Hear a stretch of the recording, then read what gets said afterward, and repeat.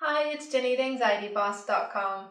Our question today comes to us from Dorian in Philadelphia. What side effects can I expect from anxiety medications? It depends on the medications you are prescribed. There are generally three types of medication prescribed for anxiety: SSRIs, or selective serotonin reuptake inhibitors.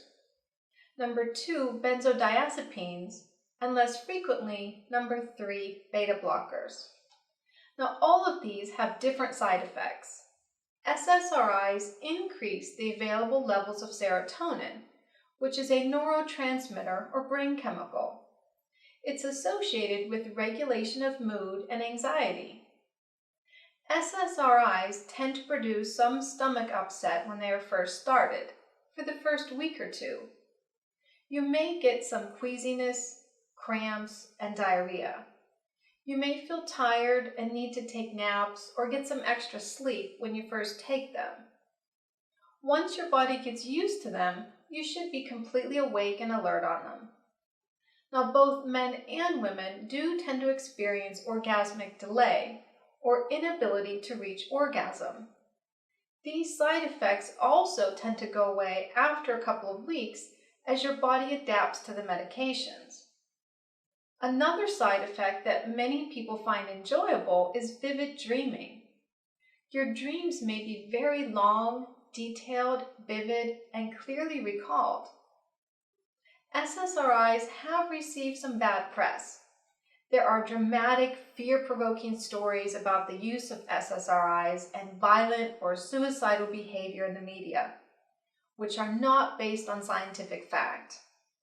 TV commercials for SSRIs, commercials for attorneys offering to sue physicians or pharmaceutical companies for harm resulting from the use of SSRIs, as well as patient information included in the packaging of the medications, will have a warning that use of SSRIs has been associated with increased suicidal thinking, especially in adolescents.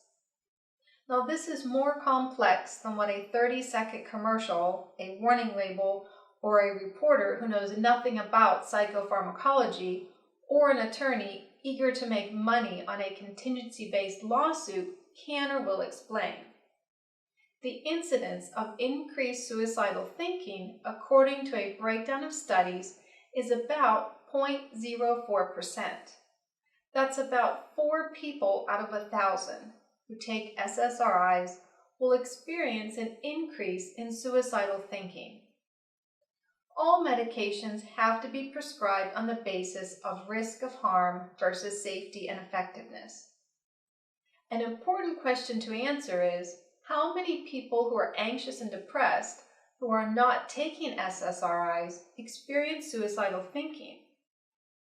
Another consideration is that people that are very anxious and depressed, the two often go together, will not have the energy or focus to plan and carry out suicide. However, once they start taking medications, two things happen. These meds work very slowly. You may not feel any results for up to a month.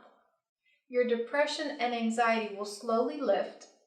Your mood and your ability to gather your thoughts will improve. People can enter a window here of risk. At this point, because they are now, number 1, focused and energized enough to make a plan to commit suicide and carry it out, and number 2, they will have a clear memory of several weeks ago when they were in despair, and they will never want to go there again. Monitoring by family and friends, regular contact and communication with a therapist and the prescribing physician is critical for people that are severely depressed and have expressed any past suicidal thinking or made any attempts. Benzodiazepines are tranquilizers, and they must be used with caution. They are very addictive and can cause dizziness, memory problems, sleepiness, and difficulty concentrating. You must take care using them while driving or doing other tasks which require your full attention and could be potentially hazardous. It is very important not to mix them with alcohol.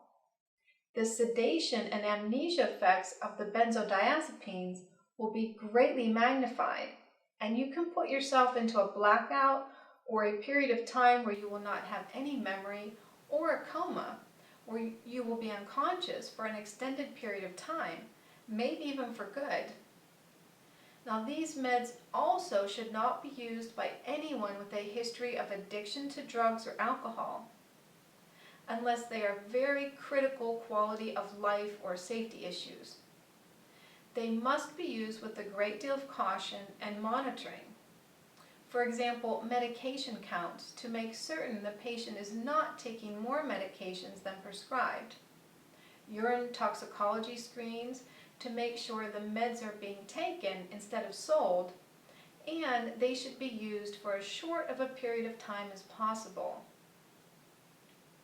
Beta blockers also prevent too much adrenaline from going into your heart and thereby prevent increased heart rate, blood pressure, trembling, and sweating.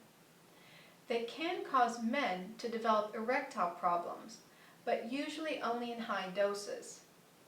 Your hands and feet may be more sensitive to the cold as well. But again, this typically only occurs in high doses. Now, all medications have side effects, so communicate with your physician about any side effects and concerns you have about your medications.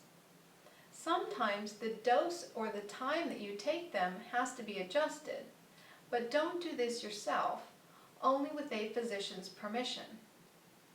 To learn more about the side effects of anxiety medications and to know your level of anxiety, visit AnxietyBoss.com.